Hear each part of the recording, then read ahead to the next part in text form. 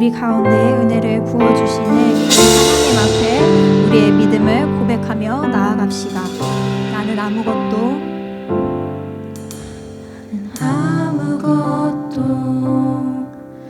아닙니다. 주님의 사랑이 없으면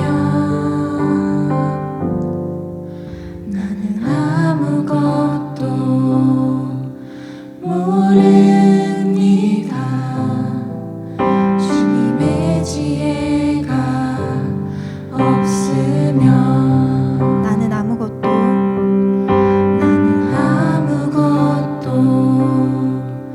못합니다.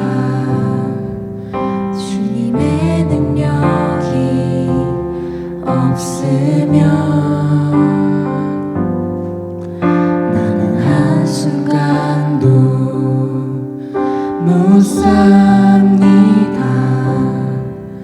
주님의 생명이 없으면 이제 내가 사는 것 아니요.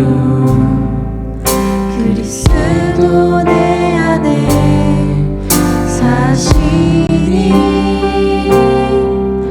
오직 그의 생명이 나의 생명, 나의 모든 날들도 주의 것. 한 분 바랍니다. 나의 아버지, 나의 구원, 나의 주. 처음부터 다시 고백할까요? 나는 아무것도 아닙니다. 주님의 사랑이 없으면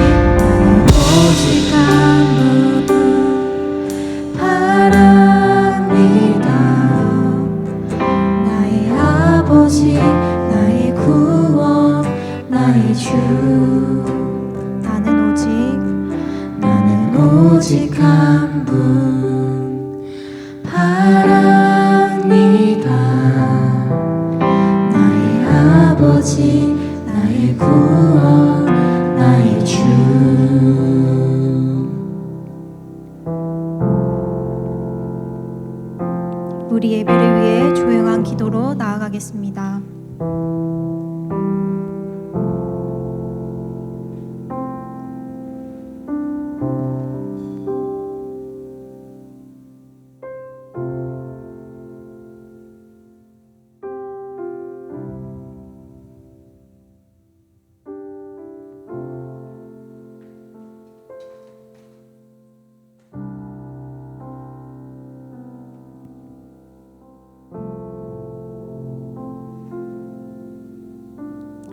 사랑과 은혜가 많으신 하나님 아버지, 오늘도 저희를 예배의 자리로 불러주시고 함께 모여 예배 드릴 수 있게 해주셔서 감사합니다. 사순절의 시간을 보내며 저희가 조금이라도 더 예수님을 생각하며 살아갈 수 있게 도와주세요. 지난 한 주 동안 지은 저희의 죄들을 용서해 주세요. 학교에서 공부하고 생활할 때에도 하나님을 기억하며 살아갈 수 있게 해주세요. 말씀 전하시는 목사님께 성령의 지혜를 더해주시고 그 말씀을 통해 저희가 한 주 동안 말씀대로 잘 살아갈 수 있게 도와주세요. 예수님의 이름으로 기도드립니다. 아멘. 오직 성령의 열매는 사랑과 희락과 화평과 오래 참음과 자비와 양선과 충성과 온유와 절제니 만일 우리가 성령으로 살면 또한 성령으로 행할지니 오직 성령의 열매는 사랑과 희락과 화평과 오래 참음과 자비와 양선과 충성과 온유와 절제니 만일 우리가 성령으로 살면 또한 성령으로 행할지니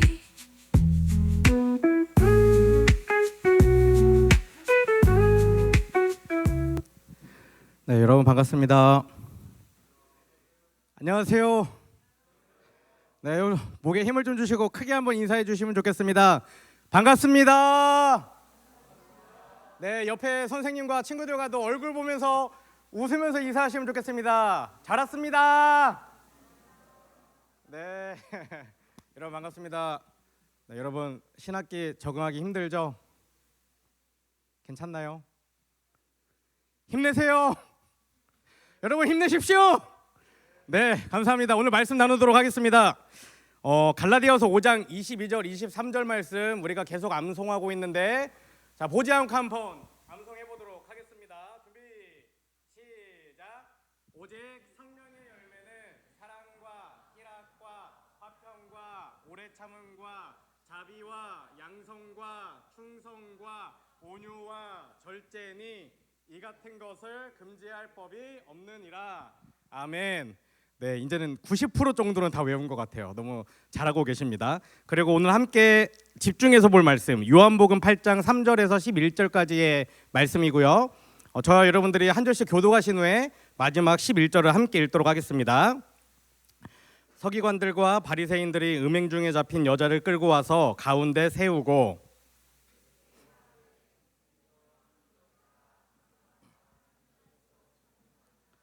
모세는 율법에 이러한 여자를 돌로 치라 명하였거니와 선생은 어떻게 말하겠나이까.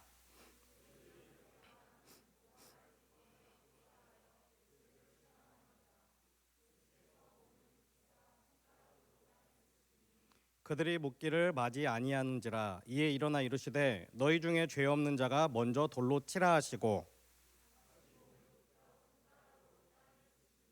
그들이 이 말씀을 듣고 양심의 가책을 느껴 어른으로 시작하여 젊은이까지 하나씩 하나씩 나가고 오직 예수와 그 가운데 섰는 여자만 남았더라.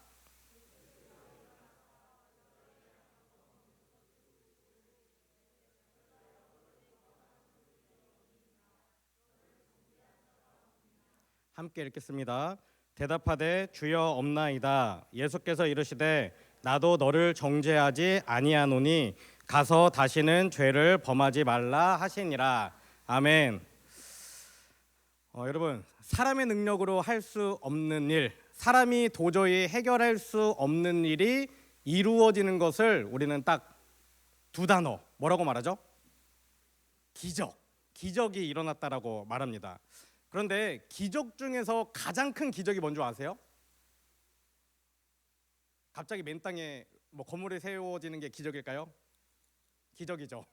근데 그거보다 더 큰 기적이 있어요. 그건 뭐냐면 사람의 성품, 사람의 성격이 변하는 게 기적 중에 가장 큰 기적입니다. 사랑이 없던 사람이 사랑하게 되고, 기쁨이 없던 사람 가운데에 기쁨이 충만해지고, 또 참지 못했던 사람이 오래 참음에 인내를 가지게 되는 것, 그것이 바로 기적이라는 거죠. 그리고 오늘 우리가 함께 나눌 주제인 자비 역시 마찬가지입니다. 나는 원래 자비로운 사람이 아니었는데 자비로운 사람으로 변화되는 것입니다. 여러분, 자비가 뭘까요? 자비. 자비는 제가 국어사전 보니까 크고 넓은 마음이라는 의미를 가지고 있습니다. 우리가 삶 가운데에 가장 쉽게 표현하는 말로 하면 친절, 이것이 자비와 가장 적합할 것 같아요. 그런데 우리가 흔히 쉽게 하는 말들 중에 좀 잘못 생각하고 하는 말들이 있어요. 그건 뭐냐면 자비를 베풀겠다, 내가 용서하겠다, 이런 말입니다.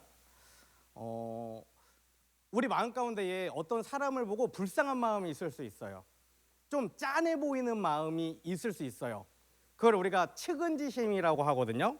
그러니까 다른 사람을 보고 그 사람의 환경이나 그 사람의 어떤 상태를 보고 내 마음 가운데 측은지심이 있어서 내가 그 사람을 위로해야지, 그 사람에게 잘해줘야지, 그 사람에게 자비를 베풀어야지 라고 한다면 이거는 성경에서 말하는 자비가 아니라는 거예요. 성경에서 말하는 자비는 뭐냐면 하나님께서 우리를 사랑하신 것과 같이 우리 방식대로, 하나님의 방식대로 사람을 사랑하는 것입니다. 여러분, 하나님이 우리를 다양한 방법으로 사랑하셨어요. 근데 그 중에 가장 큰 사건이 뭔지 아세요? 뭘까요? 우리 입장에서 우리의 모습으로 하나님이 우리를 사랑하신 방식. 네, 예수님. 하나님이시지만 육신을 입고 이 땅 가운데 오셨어요. 사람의 육신을 입고 사람이 받는 고통을 같이 받으셨고 사람이 겪는 어려움을 겪으셨어요. 이게 바로 하나님이 사랑하는 방식이라는 거예요. 우리가 인간적인 입장에서 이 하나님의 방식을 이야기하면 제가 예화를 하나 전해드릴게요. 이문미 선교사님이라는 분이 있는데 그분이 설교 가운데 하신 얘기입니다. 어떤 이등병이 추운 겨울에 맨손으로 개울물에서 빨래를 하고 있었다고 해요. 그런데 지나가던 부대장이 그 사람을 보면서 이렇게 얘기했다는 거예요. 그렇게 추운 날 개울물에서 빨래하면 손이 얼어붙어서 동상에 걸리니까 빨리 취사병에게 가서 뜨거운 물을 좀 달라고 해서 해라 라고 했다는 거죠. 이등병이니까 들어간 지 얼마 안 됐잖아요. 잘 모르잖아요. 부대장이 그렇게 얘기하니까 달려갔다는 거예요, 식당으로. 그래서 고참들에게 얘기했어요. 내가 빨래를 하는데 손이 차가워서 손이 얼 것 같아요. 뜨거운 물을 좀 주세요. 부대장이 시켰습니다. 그 선임들이 뭐라고 말했을까요? 굉장히 혼났다고 해요. 네가 제정신이야? 군대에 그런 게 어딨어? 이 이등병의 입장에서는 그냥 상사가 그렇게 하라고 나를 배려해줬기 때문에 그렇게 했는데 오히려 굉장히 혼났다는 거예요. 그래서 안 되겠다, 그냥 참고 해야겠다라고 하면서 계속 또 빨래를 하고 있었어요. 근데 아까는 부대장이었다면 이번엔 중대장이 지나가면서 똑같은 말을 했어요. 야, 너 그러다 손이 얼어붙어. 걱정해 주는 거죠. 빨리 뜨거운 물을 좀 받아다 해. 얘기하고 지나갔어요. 이번에 이 이등병이 어떻게 했을까요? 다시 갔을까요? 안 가죠. 가봐야 혼날 게 뻔하니까. 이번엔 더 혼날 게 뻔하니까 그냥 참고 그 일을 했다는 거예요. 그런데 이번에는 세 번째로 그 군대의 살림을 책임지는 부사관이 지나가다가 그 이등병을 봤습니다. 그리고 이등병에게 이렇게 얘기했다고 해요. 지금 당장 식당에 가서 손님들에게 내가 세수를 할 건데 내가 씻을 수 있게 뜨거운 물을 달라고 해라. 그러면 군말 없이 뜨거운 물을 내줄 거야. 아주 많이 달라고 해. 그리고 가서 그 개울물보다 뜨거운 물이 많지는 않지만 손을 씻어가면서 빨래를 하면 적어도 손이 얼어붙는 것은 막을 수 있다라고 얘기해요. 여러분 지금 세 명의 얘기를 했어요. 중대장과 부대장과 부사관의 얘기. 셋 중에 어떤 사람이 그 사람의 입장에서 생각하고 그 사람의 마음을 배려하며 친절을 베풀었나요? 마지막 부사관이죠. 이게 바로 하나님의 마음으로 베푸는 친절이라는 것입니다.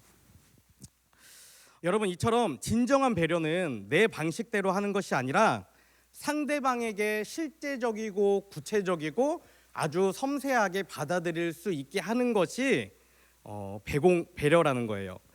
이 자비가 성령의 열매인 이유는 무엇이냐면 우리가 원하는 대로 베푸는 것이 아니라 성령님으로부터 오는 지혜와 말로 행동하기 때문에 성령의 열매라고 말할 수 있는 것입니다. 그런데 문제가 있어요. 문제는 뭐냐면 이 자비가 우리가 가지고 있는 기본적인 본성에 맞지 않다는 것입니다. 여러분, 우리의 본성에는 자비가 많을까요? 아니면 복수가 많을까요? 우리 본성에 맞는 건 자비보다는 복수가 많이 있습니다. 누군가 나에게 잘못하거나 실수하면 용서해주자는 마음보다는 똑같이 갚아줘야지 라는 마음이 먼저 들어요. 순간적으로 누군가 나를 험담하고 망신을 주면 나도 언젠가는 사람 많은 곳에서 그 친구를 망신 주고 말겠다 라는 마음이 먼저 드는 게 우리라는 것입니다. 이런 사람의 본성에 대해 정확하게 하나님이 말씀하시는 말씀이 있어요. 로마서 12장 17절에 이렇게 기록합니다. 아무에게도 악을 악으로 갚지 말고 모든 사람 앞에서 선한 일을 도모하라. 아무에게도 악을 악으로 갚지 말라는 겁니다. 왜 그러죠? 우리가 악을 악으로 갚는 존재이기 때문이에요. 악을 악으로 갚는 복수의 정서가 우리에게 너무나 익숙하다라는 것입니다. 그러니까 이 자비의 열매가 맺어지는 것, 아까 얘기했던 부사관처럼 그 사람의 환경을 보고 아주 세심하게 그 사람을 배려하는 것은 정말 놀라운 일이에요. 우리가 그런 사람으로 변화된다는 것. 우리가 만약 정말 자비로운 사람으로 변화됐다면 그것은 우리의 노력이나 다른 어떤 것이 아니라 하나님의 자비가 우리에게 임하였기 때문이라고 말할 수 있어요. 에베소서 2장 7절은 이렇게 기록합니다. 이는 그리스도 예수 안에서 우리에게 자비하심으로써 그 은혜의 지극히 풍성함을 오는 여러 세대에 나타내게 하려 함이라. 아멘. 여러분, 우리는 모두 다 예수 그리스도의 성육신 사건, 우리를 향한 풍성한 그 자비로움으로 인해서 구원받은 사람들입니다. 그러나 중요한 게 있어요. 뭐냐면 우리가 그렇게 구원받았다고 해서 그 구원이 우리에게도 자연스럽게 저절로 맺어지는 게 아니라는 겁니다. 이런 고민이 들었어요. 뭐냐면 우리는 십자가의 은혜도 알고 하나님이 나에게 베풀어 주신 자비로움도 분명히 알고 있는데 왜 다른 사람들, 나의 가족이나 이웃이나 동료들에게는 까다롭게 굴고 인색하며 그가 잘못한 것이 도저히 용납이 안 되고 자비롭게 품어주지 못할까 하는 것입니다. 제 이야기이기도 해요. 여러분 중에도 혹시 이렇게 살아가고 있는 친구가 있지 않은지, 순간순간 내 마음속에 먼저 들어오는 것이 이런 것이 아닌지 스스로를 점검해 보시기 바랍니다. 여러분, 이 자비라는 성령의 열매가 맺어지기 위해서는 십자가의 복음, 그러니까 내가 받은 하나님의 은혜를 아는 것만으로 되지 않아요. 반드시 십자가의 은혜를 삶 가운데에 경험해야 합니다. 구체적으로 말하면 반드시 두렵고 떨리는 마음으로 하나님의 심판대 앞에 우리가 개인적으로 각자가 다 서 보아야 한다는 거예요. 실제로 하나님의 자비를 경험한 사람만이 자비로운 사람으로 변화될 수 있기 때문입니다. 오늘 우리가 함께 읽은 본문 요한복음 8장에는 간음하다가 현장에서 붙잡혀온 여인의 이야기가 있습니다. 이 여인은 지금 무서운 하나님의 심판대 앞에 서게 되었어요. 성경에 기록하죠. 모세의 율법에 의하면 간음한 사람은 돌로 쳐서 죽이라고 기록했습니다. 그러니까 이 여인은 돌로 쳐서 돌에 맞아 죽는 것이 너무나 분명한 순간이었어요. 3절에서 5절까지 이렇게 기록합니다. 서기관들과 바리새인들이 음행 중에 잡힌 여자를 끌고 와서 가운데 세우고 예수께 말하되 선생이여 이 여자가 간음하다가 현장에서 잡혔나이다. 모세는 율법에 이러한 여자를 돌로 치라 명하였거니와 선생은 어떻게 말하겠나이까. 그리고 뒤에 이어지는 말씀을 보면 이 여인이 모세의 율법에 의해서는 죽을 수밖에 없는 상황 가운데 있었지만 그 죽음의 자리에서 살아나게 됐다는 것을 볼 수 있습니다. 돌에 맞아 죽을 수밖에 없는 절체절명의 그 순간에 예수님께서 사람들을 향해 뭐라고 얘기하셨죠? 너희 중에 죄 없는 자가 돌로 치라 라고 말씀하셨기 때문이에요. 7절은 이렇게 기록합니다. 그들이 묻기를 맞이 아니한지라 이에 일어나 이르시되 너희 중에 죄 없는 자가 먼저 돌로 치라 하시고. 여러분, 예수님의 이 말씀을 들은 사람들의 반응이 어떻다고 기록합니까? 양심의 가책을 느껴 어른으로 시작하여 젊은이까지 성전을 하나씩 빠져나갔다라고 기록합니다. 9절입니다. 그들이 이 말씀을 듣고 양심의 가책을 느껴 어른으로 시작하여 젊은이까지 하나씩 나가고 오직 예수와 그 가운데 섰는 여자만 남았더라. 그리고 예수님께서도 여자를 향해 나도 너를 정죄하지 않겠다. 다시는 죄를 짓지 말라라고 말씀하셨습니다. 11절은 이렇게 기록합니다. 대답하되 주여 없나이다. 예수께서 이르시되 나도 너를 정죄하지 아니하노니 가서 다시는 죄를 범하지 말라 하시니라. 여자는 죽을 수밖에 없는 상황 가운데에서 구원을 받고 십자가의 은혜를 어떻게 했죠? 눈으로 보기만 한 거나 귀로 듣기만 한 것이 아니라 실제로 경험했다라는 것입니다. 여러분 한번 상상해 보세요. 성경에 기록되어 있진 않지만 이렇게 절체절명의 위기 가운데에 정말 죽음을 눈앞에 둔 순간에 내가 구원을 받았어요. 그러면 이 여인의 삶이 어떻게 변화됐을까요? 다시 죄의 삶으로 돌아갔을까요? 성경에 기록되어 있진 않지만 제가 유추해 보건대 아마 이 여인은 틀림없이 그 죄로부터 떠나서 완전히 예수님을 따르고 예수님의 말씀을 지키는 사람을 살았을 것 같아요. 거기서 멈추는 것이 아니라 누군가 나에게 죄를 지었을 때, 누군가 나에게 실수했을 때, 누군가 나를 비난했을 때 그 사람을 욕하거나 저주하는 게 아니라 그 사람을 품어주고 용서했을 것 같습니다. 다른 사람의 잘못을 보면서 어떻게 저럴 수 있어? 사람이 어떻게 그래? 이렇게 비난하는 것이 아니라 사람이니까 실수할 수 있지.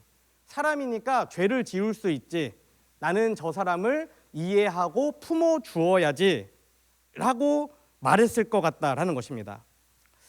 이 여인은 간음하다가 현장에 붙잡혀 돌로 맞아 죽을 뻔했는데 예수님은 아무런 대가 없이 살려주셨습니다. 이 여인은 구원의 은혜를 직접 경험했어요. 그렇기 때문에 다른 누군가가 나에게 잘못을 했을지라도 이 여인은 그 사람의 허물과 잘못이나 죄를 탓하지 않았을 거예요. 얼마든지 그를 품어주고 그를 용서하며 자비를 베풀었을 것 같습니다. 그 이유는 무엇입니까? 딱 하나예요. 이 여인은 하나님의 심판대를 실제로 경험했고 속죄의 은혜를 받았기 때문입니다. 말로만 예수님을 들은 게 아니라 말로만 눈으로만 예수님을 본 게 아니라 자기가 실제로 예수님을 만난 경험이 있기 때문에 그 경험이 자비를 베풀도록 이끌었다라는 것입니다. 여러분, 우리가 십자가의 은혜를 받은 사람인지 받지 않은 사람인지 무엇으로 구분할 수 있다는 얘기예요? 내가 다른 사람을 대하는 태도를 보면 내가 정말 예수 그리스도의 십자가의 능력을 붙잡고 있는 사람인지 아닌지를 알 수 있다는 것입니다. 십자가의 은혜를 실제로 경험했느냐 경험하지 않았느냐가 그 사람의 모든 태도를 결정한다는 거예요. 여러분들에게 질문 드리고 싶어요. 여러분, 이 여인과 같이 하나님의 심판대 앞에 서본 경험이 있나요? 이 여인과 같이 여러분이 가지고 있는 어떤 부끄러움이나 연약함이나 죄를 용서받은 경험이 있습니까? 기억하시면 좋겠어요. 이 경험이 있느냐 없느냐가 우리 삶의 자비의 열매를 맺을 수 있느냐 없느냐의 결과로 나타난다는 것입니다. 하나님의 심판대 앞에 서본 경험이 있는 사람과 없는 사람의 차이는 바로 자비라고 오늘 성경이 분명하게 이야기합니다. 우리가 진정으로 십자가에서 하나님의 심판을 경험하고 나면 예수님을 믿는 삶이 완전히 달라집니다. 왜입니까?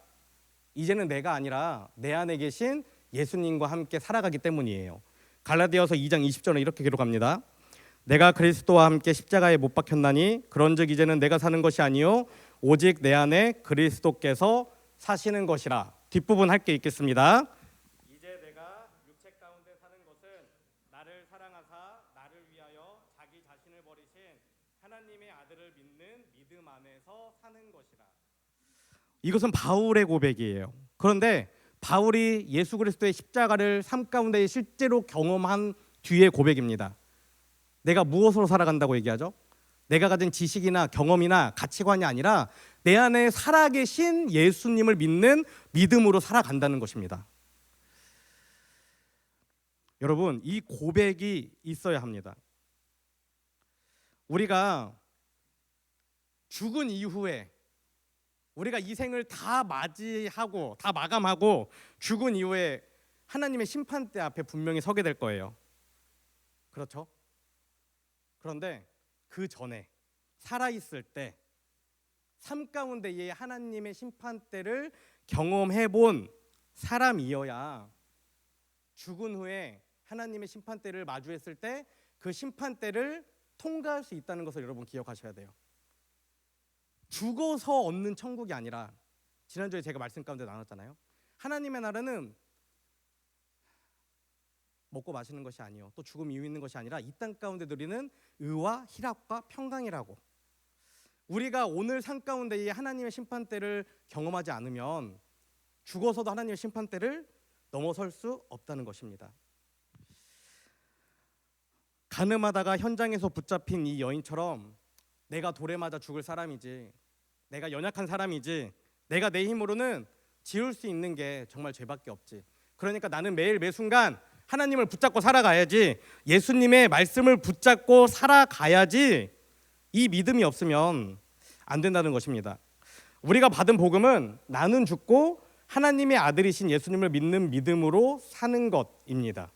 고린도서 5장 14절은 이렇게 기록합니다. 그리스도의 사랑이 우리를 강권하시는도다. 우리가 생각하건대 한 사람이 모든 사람을 대신하여 죽었은즉 모든 사람이 죽은 것이라. 여러분, 우리의 육신, 우리의 생각, 우리의 기준과 가치관, 우리의 문화, 내가 지금 중요하게 생각한 것은 예수님과 함께 이미 십자가에 죽었다는 것입니다. 불순종과 교만, 자기 이익, 자기 가치관, 이런 죄 덩어리들은 내가 예수님을 믿는 순간 다 죽었다는 거예요. 이 사실을 여러분 믿으시기 바랍니다. 그리고 이 십자가 복음에 눈이 뜨이면 뭐가 일어나죠? 기적이 일어나요. 이 십자가 복음에 눈이 뜨여야 우리 성품의 변화가 일어납니다. 내가 하나님으로부터 어떤 자비를 받았는지, 어떤 사랑을 받았는지 정확하게 알게 되기 때문에 우리의 삶이 바뀔 수밖에 없는 것입니다. 달라질 수밖에 없는 거예요. 누가 그렇게 하라고 하지 않아도 그렇게 살아가게 된다라는 것입니다. 그러나 여러분, 아직 자신이 죽지 않았다고 생각하는 사람들이 있습니다. 또 나는 죽었다고 생각하지만 여전히 살아있는 사람들이 있습니다. 그런 사람은 여전히 육체의 욕망을 따르고 육체의 열매를 맺기 때문에 결국엔 성령의 열매를 맺을 수가 없어요. 여러분, 이것을 잘 기억하시면 좋겠습니다. 우리가 여전히 성령의 열매를 맺지 못하고 여전히 내 삶 가운데에 악한 말이 나가고 악한 마음이 나가고 악한 눈빛이 나간다면 그것은 내가 예수 그리스도의 십자가의 은혜를 온전히 받아들이지 않았다는 것입니다. 내가 아직 죽지 않았다는 거예요. 여러분, 나는 예수님과 함께 죽었고 예수님을 믿는 믿음으로 살아가기를 결단하며 그렇게 살아가는 귀한 인생이 되시기를 간절히 소망합니다. 우리가 잘 아는 요셉이 있어요. 여러분, 요셉 잘 알고 있죠? 요셉은 형들로부터 버림을 받았어요. 그리고 긴 세월을 노예로 살았습니다. 또 죄인으로 살았어요. 그리고 형들을 만났죠. 총리가 된 이후에. 그런데 형들을 어떻게 했죠? 어떻게 했나요? 용서했어요. 그리고 형과 부모님이 살 수 있는 아주 좋은 땅을 줘서 그들이 배불리 먹고 살 수 있도록 배려했습니다. 여러분, 이게 자비예요. 정말 나를 죽음으로 사지로 내몰았음에도 불구하고 그들을 용서하는 것, 이게 자비라는 거예요. 그런데 요셉이 어떻게 이렇게 할 수 있었는 줄 아세요? 성경의 위대한 인물이었기 때문일까요? 아니면 요셉은 특별한 사람이었기 때문일까요? 성경이 정확히 기록해요. 요셉이 어떻게 이런 자비로운 사람이 될 수 있었는가? 창세기 39장 23절 하반절에 이렇게 기록합니다. 여호와께서 요셉과 함께 하심이라. 여호와께서 그를 범사에 형통하게 하셨더라. 요셉이 하나님께 원했던 것은 딱 한 가지였어요. 그게 무엇이냐면 하나님의 함께 하심입니다.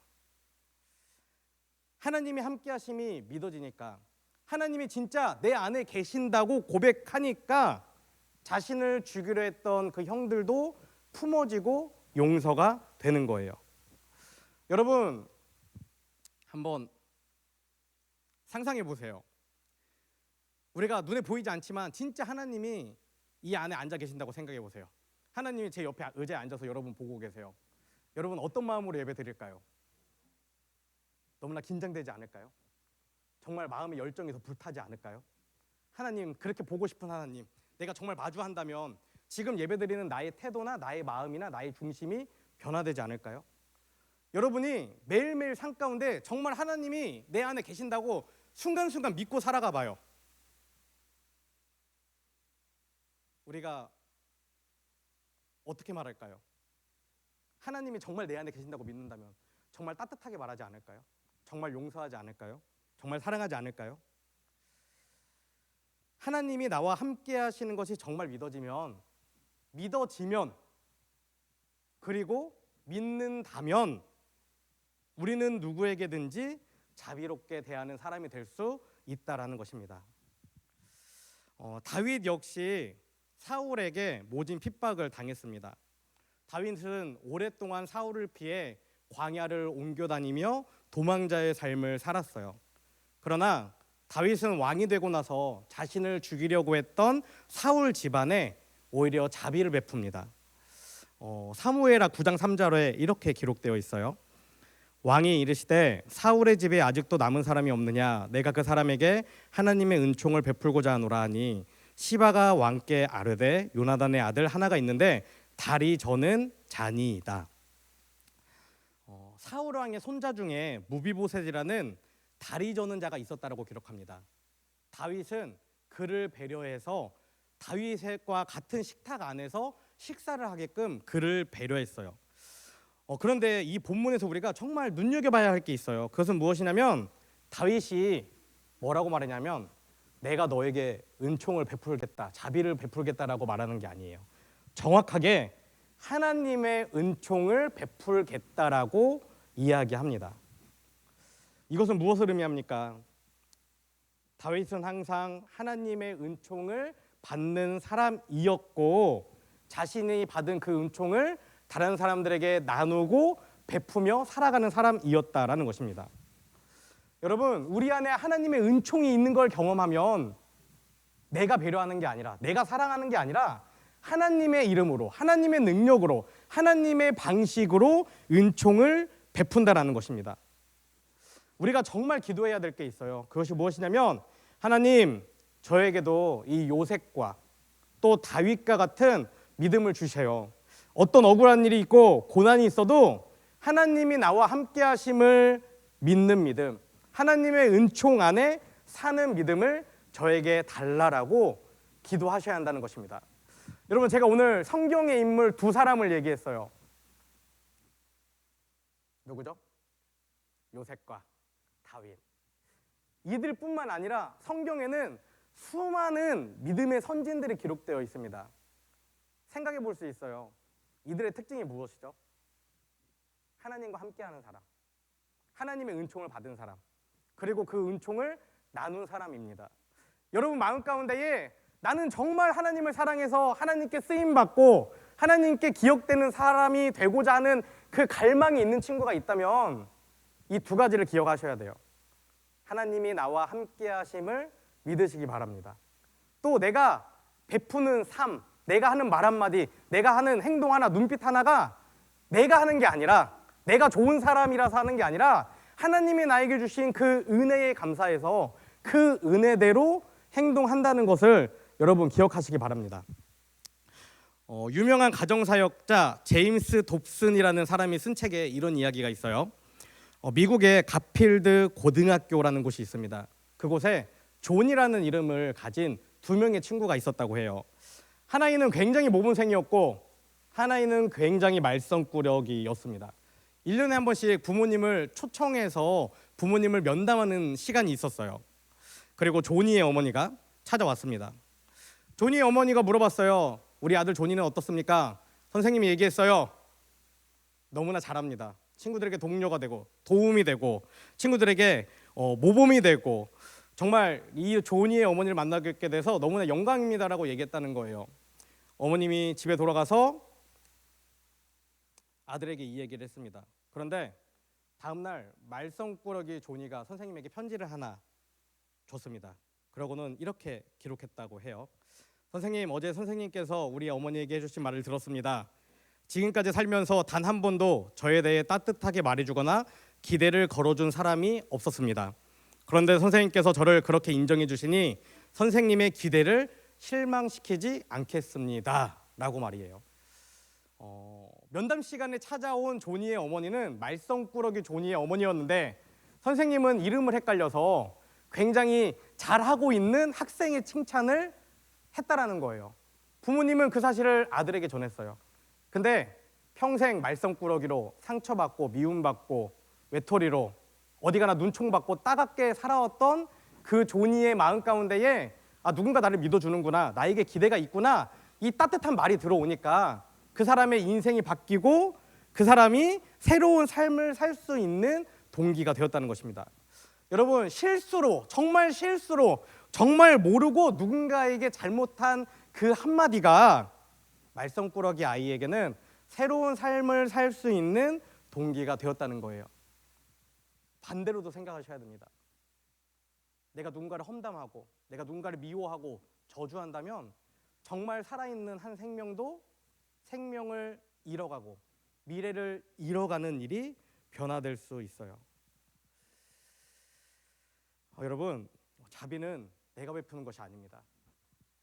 나를 구원하신 예수님의 그 십자가의 능력으로 자비를 베푸는 것입니다. 하나님의 능력으로 자비를 베푸는 거예요.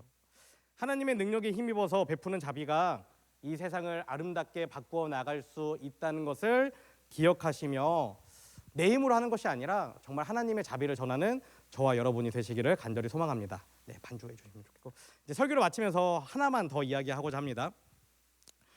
여러분, 그 스캇 솔즈라는 사람이 쓴 리더의 눈물이라는 책이 있습니다. 거기에 나오는 글이에요. 사실 오늘 설교를 모든 것을 정리하는 딱 한 글이 있습니다. 제가 읽어드릴게요. 여러분 잘 보세요. 예수님은 가늠한 여인에게 나는 너를 정죄하지 않으니 이제 가서 죄의 삶을 떠나라라고 말씀하셨다. 그런데 이 문장의 순서를 바꾸어서 내가 죄의 삶을 떠나면 나는 너를 정죄하지 않겠다로 만들면 뭐라는 거죠? 우리는 기독교를 잃어버리는 거예요. 우리는 예수님을 잃어버리는 거예요. 이 순서가 뒤바뀌는 순간 우리의 삶에 예수님은 존재하지 않는 겁니다. 왜죠? 예수님이 정죄하지 않겠다, 떠나서 네 삶을 살아라라고 분명히 말씀하셨는데 그 예수님의 말을 내 맘대로 해석해서 내 감정을 넣어서 반대로 네가 죄를 떠나지 않으면 널 용서하지 않을 거야. 그런데 네가 죄를 떠나면 널 용서할 거야. 이렇게 말하는 것은 뭐라는 거예요? 예수님의 말씀을 완전히 반대로 부정하는 것이라는 것입니다. 그런데 여러분 생각해 보세요. 우리는 보통 어떤 삶을 살아갑니까? 예수님의 말씀보다는 후자의 삶을 살아갈 때가 많이 있습니다. 내가 죄의 삶을 떠나면 내가 너를 정죄하지 않을게, 이렇게 살아가는 사람의 삶에는 예수님이 없다는 거예요. 예수님의 형상을 잃어버리는 사람의 특징이 바로 이것이라는 겁니다.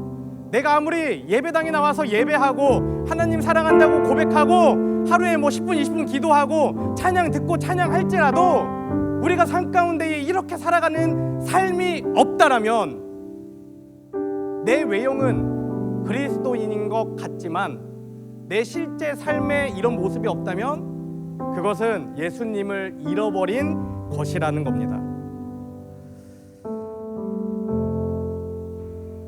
여러분 어때요? 여러분 어떤 삶 살아가고 있습니까? 잘 한 주간 묵상해 보시면 좋을 것 같아요. 내가 어떤 삶을 살아가고 있는지. 근데 중요한 게 있어요. 내가 후자의 삶을 살아왔다 하더라도 예수님은 여전히 동일하게 우리에게 말씀하세요. 네가 그렇게 살아왔어도 나 너 정죄하지 않을 거야. 너 사랑할 거야. 난 널 기대할 거야. 네가 변화되기를 위해 내가 너와 함께 할 거야. 내가 네 안에 있어. 내 안에 있는 예수님을 바라봐. 예수님의 말씀을 기억하고 예수님과 함께 살아가. 나의 형상을 회복해라고 우리에게 분명히 말씀하실 것입니다. 중요한 건 뭐냐면 내 모습이 어떤지를 발견하는 거예요. 그 시작이 있어야 돼요. 그냥 오늘 말씀 듣고 감정적으로만 그렇게 하지 말아야지 살고 끝나는 것이 아니라 정말 내 모습을 바라보고 내 모습이 이렇구나 발견하고 그 모습을 가지고 예수님 앞에 나아가는 거예요. 예수님, 제가 저의 삶을 돌이키겠습니다. 다윗처럼, 요셉처럼 하나님과 더 가까이 하겠습니다. 내 힘으로 하지 않고 하나님이 나에게 주신 사랑, 그 은총, 그 은혜를 전하며 살아가겠습니다. 이렇게 살아가면 우리의 삶이 변화되는 시작이 된다는 것입니다. 여러분, 저는 여러분의 삶의 미래를 예측할 수 없어요. 아까 이 여인의 뒤의 모습이 성경에 기록되어 있지 않는 것처럼. 근데 기대하는 게 있어요. 뭐냐면 제가 말씀 선포할 때 단 한 명이라도, 여러분 전체 아니에요, 단 한 명이라도 이 말씀을 가슴에 새기고 한 주간 살아가면서 묵상하고 예수님 앞에 이것을 가지고 나아가서 이 문제로 씨름할 때 여러분의 삶이 변화될 줄 믿습니다. 매 주일 예배 때마다 단 한 명이라도 그런 사람이 있으면 저는 하나님께 칭찬받을 것 같아요. 성광아, 잘했다, 수고했다, 그래도 내가 너를 헛세우진 않았구나. 여러분, 하나님 붙잡고 살아가시기 바랍니다. 오늘 두 가지 기도 제목 가지고 우리 함께 기도하기 원합니다. 첫 번째는 하나님의 심판대 앞에 서는 신앙의 경험이 있게 하시고 그 경험을 통해 배운 하나님의 사랑과 자비를 다른 사람에게 나누며 살아가게 하소서. 두 번째는 하나님의 능력에 힘입어 베푸는 자비가 이 세상을 아름답게 바꾸어 나갈 수 있다는 확신을 가지고 정죄의 삶을 버리고 떠나서 자비의 삶으로 살아가게 하소서. 그리고 마지막으로 제가 방금 말씀드리며 강조했던 것처럼 한 주간 나의 삶을 잘 돌아보게 하시고 나의 삶을 다시 고쳐서 하나님께로 나아가는 시간이 되게 하소서. 우리 주여 한번 외치신 후에 이 기도 제목 가지고 함께 기도하겠습니다. 주여, 할렐루야. 살아계신 하나님 감사합니다. 하나님의 은혜 가운데 저희들 예배를 통해 하나님께 나아갑니다. 하나님, 오늘 말씀을 통해 힘에 대한 이야기를 나누었습니다. 하나님, 내 힘으로 내 능력으로 뭔가를 사랑하고 용서하고 그들을 베푸는 게 아니라 하나님의 나에게 주신 사랑을 가지고 그러게 하여 주시옵소서. 그러기 위해 내가 먼저 하나님 앞에 십자가의 앞에 서는 그 경험이 있게 하여 주시옵소서. 하나님, 십자가의 사랑으로 나를 용서하시고 나를 구원하시고 나를 인도하심을 그 믿음을 가지고 나가게 하시고 내 안에 살아계신 예수님을 만나게 하시고 예수님을 붙잡고 살아가게 하여 주시옵소서. 예수님의 형상을 잃어버리지 않게 하시고 예수님의 말씀을 삶 가운데 지키고 우리 귀한 이름의 정성을 낼수 있도록 아버지 함께 하여 주시옵소서. 하나님, 우리와 함께 하심을 경험하기 원합니다. 만나기 원합니다. 한순간 사람이라도 하나님을 만나 변화되는 그 경험이 있기를 원하오니 하나님들 은혜로 함께 하시고 하나님의 마음으로 채워주시고 모든 상황 가운데에 주님 함께하여 주시옵소서. 하나님 은혜로 함께하여 주시옵소서.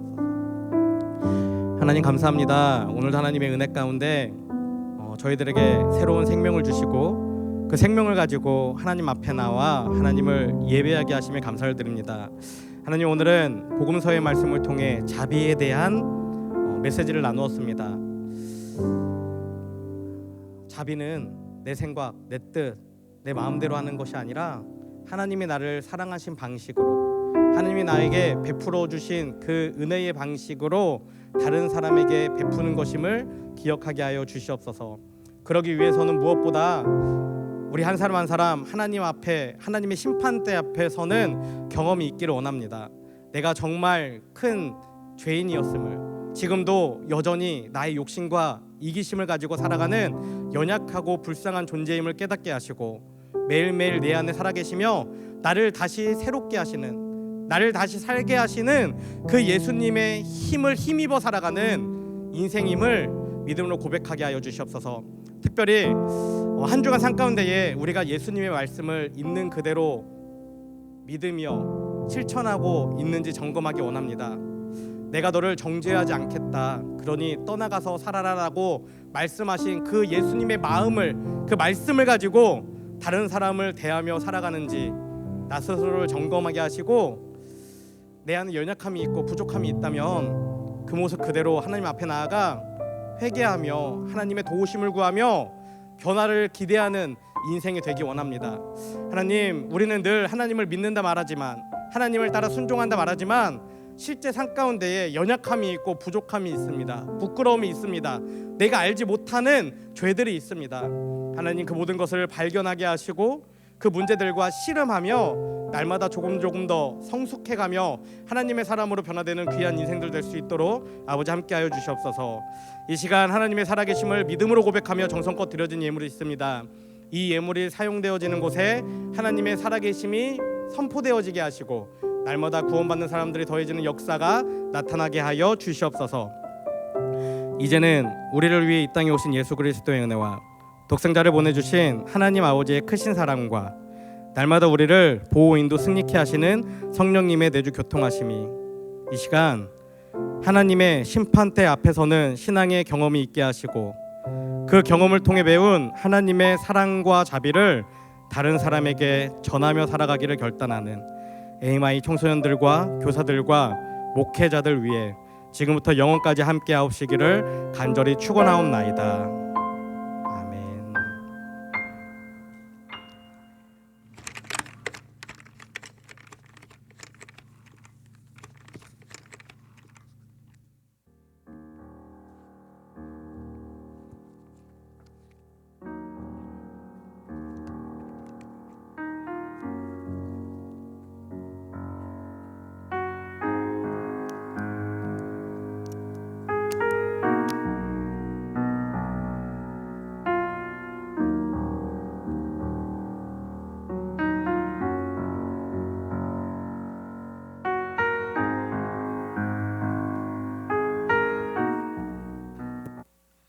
네, 여러분, 사순절입니다. 사순절 우리가 지금 중반까지 왔고요. 아직 반절이 남아 있습니다. 사순절의 의미를 생각하면서 매일매일 말씀 묵상을 통해 예수님을 더 깊이 알아가는 저와 여러분이 되었으면 좋겠습니다. 광고입니다. 그 4월 5일 혹시 무슨 날인 줄 알고 있나요?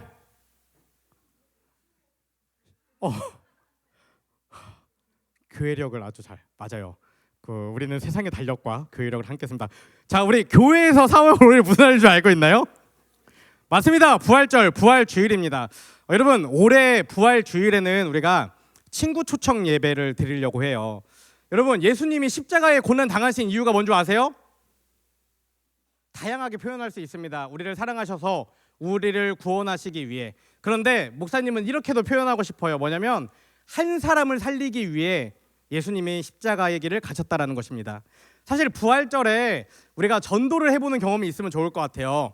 그래서 여러분들 부활절에 친구들을 초청해서 함께 예배드릴 수 있도록 하려고 합니다. 제가 두 가지를 여러분들에게 안내해 드릴 거예요. 첫 번째는 뭐냐면, 여러분 이번 주 한 주간 내가 전도할 친구를 한번 생각해 보세요.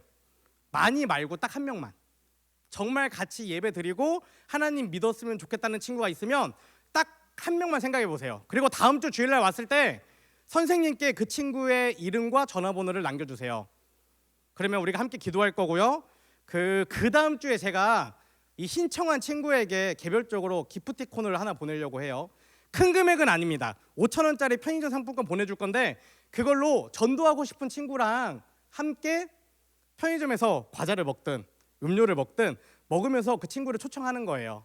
그리고 4월 5일 날 함께 예배에 드리는 겁니다. 여러분, 이거는 이제 목사님 여러분들한테 뭐 강압적으로 하는 거 아니에요. 여러분 마음 가운데에 진짜 함께 예배 드리고 싶은 친구가 있다면, 또 진짜가 아니어도 자꾸 내 마음에 보이는 친구가 있다면 그렇게 해주시면 좋겠고, 그래서 한 가지는 전도입니다. 그리고 두 번째는 뭐냐면 우리가 친구 초청하는 예배 날 부활주일이잖아요.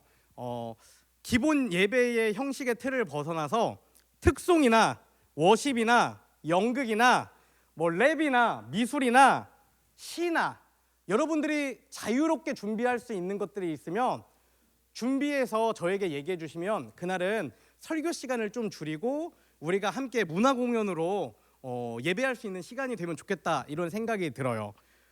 가요 아니고 복음성가나 좀 대중 이렇게 건전한 것들 중에서 여러분들이 해주시면 좋을 것 같습니다.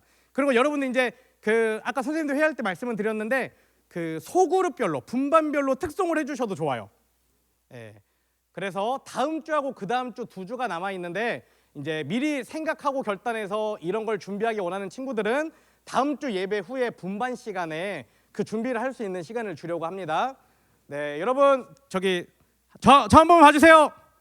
네, 마지막으로 정리하겠습니다. 4월 5일 부활주일 친구 초청 예배가 있습니다. 첫 번째는 내가 꼭 전도하고 싶은 친구, 함께 예배하고 싶은 친구, 복음을 전하고 싶은 친구를 꼭 기억해 주세요. 그리고 두 번째는 그날 예배를 위해 우리가 준비할 것들이 있다면 마술도 좋아요. 내가 할 수 있는 다양한 것들 뭐든지 여러분들 준비해서 신청해 주시면 좋겠습니다. 선생님께 신청해 주시고 선생님께 말씀해 주시는 거예요. 선생님들도 오늘 분반 시간 한 번 더 얘기해 주시기 바랍니다. 네, 이것으로 예배를 마치겠습니다. 분반으로 이동하겠습니다.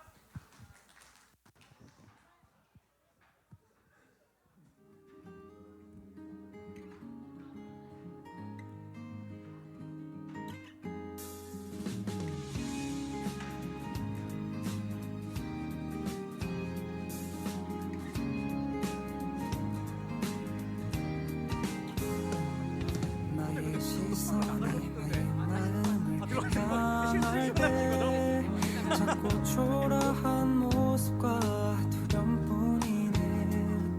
나의 시선을 당신께